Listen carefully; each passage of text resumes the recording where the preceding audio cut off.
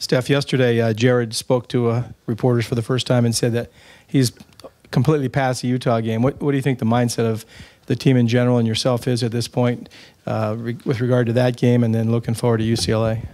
We broke that film down. We learned from that film, and now we really put it past us last week after we watched it, broke it down, did our correction practice where we go over all the miscues as far as on defense, and now we're just full focus has been on UCLA for the past week and a half, and just the whole mindset is just attack from the start and put four solid quarters together of football. I assume you watched their game against Stanford, and how much can you learn from that? Obviously, Stanford was able to do a lot against them. Mm-hmm.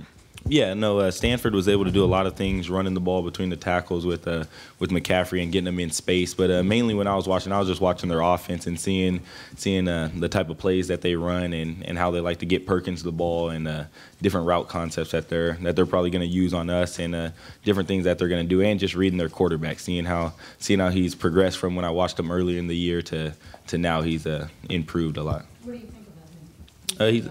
Yeah, no, he's young, but he does some things well, and he has a strong arm. In that Stanford game, he hit one of those deep routes on the seam. So we've seen that he can throw the ball, he can get it there, he can make the right reads and stuff. So he's a decent quarterback, good, solid young quarterback. He'll be good in the future also. Steph, one thing is when he is given time to hold the ball, and you guys have gotten coverage sacks where you've basically given the quarterback time, but he doesn't have anywhere to throw it. Mm-hmm. But when he's had time, he's been able to throw guys open. And is that more advanced maybe than some other freshman quarterbacks you've seen, or does that remind you of anybody? I mean, it reminds me of the quarterback we have here. But yeah, when he has time, he can throw guys open, and he's done a good job of when he has a couple of reads, he does a good job of looking safeties off and moving safety so he can come backside or front side, whatever he's doing. He's done some things well with his eyes on certain plays, and you don't see that a lot from young quarterbacks. So he does do that stuff really well. He's well coached, and I would say they've simplified the system a little bit for him, which has enabled him to be able to play the way he's been playing. How much do you think kind of reviewing that film of your guys' performance against Booker helped you get ready for a guy like Perkins? It's helped us a lot as far as just on defense, especially just running our feet on contact, and when you're wrapping up, grab cloth, don't dive, and always just bring your feet and get your chest in on tackle. So playing that game has really, I feel like, prepared us for this game. Playing two exceptional good backs back-to-back weeks. Both of them are kind of similar as far as they run hard, they're fast. We saw one of those long runs that Perkins had where he gets in the second level and he can make guys miss. He's got good vision. He'll press the hole and then cut and jump cut. They can catch the ball out of the backfield. So Perkins is a really good back, and playing against Booker the week before has helped us prepare for the challenge this week. Obviously, with another win, you guys become bowl eligible. Is that something you try not to think too much about and just kind of let it come, or is it something that makes this game even, something you want more? I mean, there's a lot of reasons why we want this game, and becoming bowl eligible is one of them. It's not one of those things. Well, I guess since it's here right now, that's one of those things that we can kind of think about, because there's so much riding on this game. Well, not so much, but there's stuff riding on this game. Getting a 6th win, beating UCLA, which we haven't done down there in a few years. So that type of stuff is a little extra stuff to think about. And now that we are 5-1, it's like this next win is that much, like that's one of the goals, to get that 6th win, become bowl eligible. So the sooner we can get that out of the way, the better it'll be. What kind of a challenge does a Thursday night game pose to you? It's just such a weird difference in a regular routine. How do you adjust to that? It is a very different routine as far as we have to change the way we practice. We had to bump practice up from we had to change our days. Usually it's like Tuesday, Wednesday are our hard work days. We had to move those to Saturday and Sunday. And then you have guys with classes also that might have midterms or papers due on Thursday. I know a couple years ago when we played a Thursday night game, I had a paper due on Thursday. So in the hotel in the morning, I'm trying to submit the paper, turn it in and stuff. So it poses a challenge as far as that. You really have to balance your your schoolwork and the travel days, because you're missing 2 days of class, Wednesday and Thursday. So you really have to balance that and just prepare ahead of time for that class-wise. So it's a little more to think about, as far as it's not just like, oh, it's Saturday, you can just strictly think about football. You might have Thursday where you got to turn something in Thursday night, or Wednesday after you fly down to LA, some guys might have to turn something in. So really got to manage your time ahead of time. Do you remember what the class was? That I had to turn a paper in for, I want to say this was my freshman year. I want to say it was political science that I had to. Remember how you did it? I got a B on the paper, so it worked out. Steph, is the Thursday game the reason why you guys practiced before the sun came up today? And also, can you just talk about your defense's continued ability to generate turnovers and how important that has been to the way you guys can play defensively?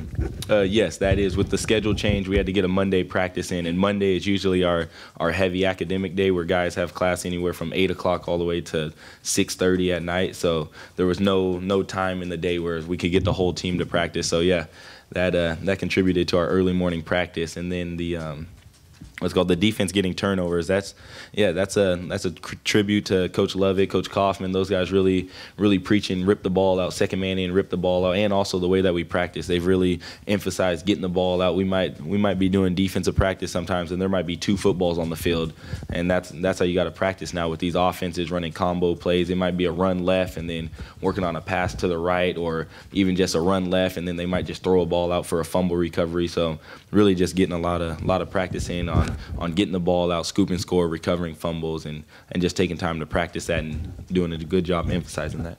As opposed to being a defense that sort of just stops people, and maybe that's not possible in modern college football.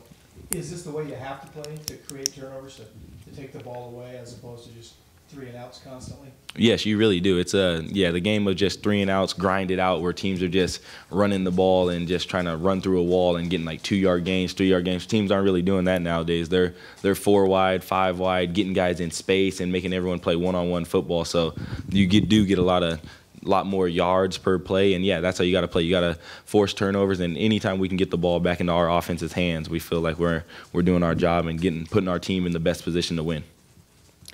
As a senior who's been here and seen the push and pull between academics and athletics, that's been very intense at times during your career here, what do you think about a Thursday night game? I mean, do you think it's fair to demand high academics and call you student athletes, and then yet, have these games that are pretty much just because of television scheduling? Yeah, I mean, I wouldn't say it's fair, as far as like when some guys have midterms on Thursday and they might have to bump them up to take them on during their Tuesday class or something like that. I wouldn't say it's the most ideal schedule, but I know for myself and other guys, we enjoy playing on Thursday night. You're playing primetime football.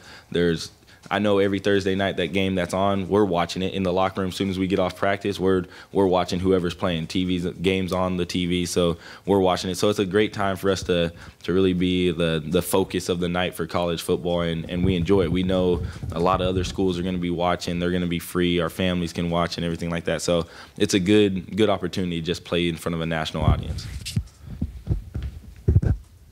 As a guy who's kind of had to deal with some injuries in your career, what did you think of Cameron Saffold coming mid-season off a ACL as a true freshman? It's a tribute to just his hard work and his dedication through the offseason through this offseason, just coming back and working hard with the trainers. I've seen him rehabbing all camp and every day during this season to come back, and being a freshman too. It's a tribute to just his hard work and his work ethic, that he can come in halfway through the season and physically be ready, as far as for playing a demanding position as such as DN, where now you're going against 300-pound linemen, and he probably didn't have to face that every single play in high school. So it's a tribute to just his hard work, and hats off to him. And I enjoy seeing him just out there and just getting back on his feet, running around.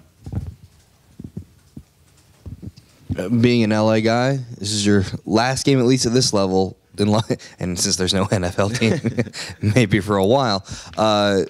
This last game in Los Angeles, what does it mean for you?